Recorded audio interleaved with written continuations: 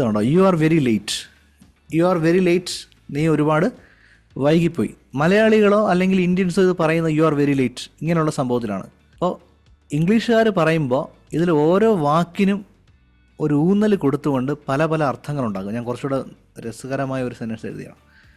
I want the red book which is on the wooden table. ഈ ഒരു സംഭവം. Okay, I want the red book which is on the wooden table. അപ്പോൾ ഇവിടെ I എന്ന് പറയുന്ന വാക്കിന് ഊന്നൽ കൊടുക്കുകയാണെങ്കിൽ, സൗണ്ടിൽ ഒരു സ്ട്രെസ് കൊടുക്കുകയാണെങ്കിൽ, I want the red book which is on the wooden table. I want, എനിക്കാണ് ആ പുസ്തകം വേണ്ടത് എന്നുള്ള മീനിങ് വരും.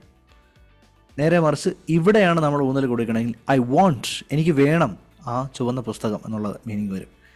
I want the red book എന്ന് പറയുമ്പോൾ അർത്ഥം പിന്നെയും മാറും. എനിക്ക് വേണ്ട ചുവന്ന ബുക്കാണ്, എനിക്ക് വേണ്ടത് പച്ച ബുക്കും നീല ബുക്കും അല്ല.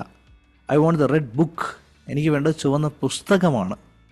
കാണാൻ സാധിക്കുന്നുണ്ട്. അത് ഒരു സെൻറ്റൻസ് കൊണ്ട് തന്നെ നമുക്ക് അത് തന്നെ സൗണ്ടിൽ മാറ്റങ്ങൾ വരുത്തുമ്പോൾ 10,000 അർത്ഥം നമുക്ക് അതിനെ എടുക്കാൻ പറ്റും.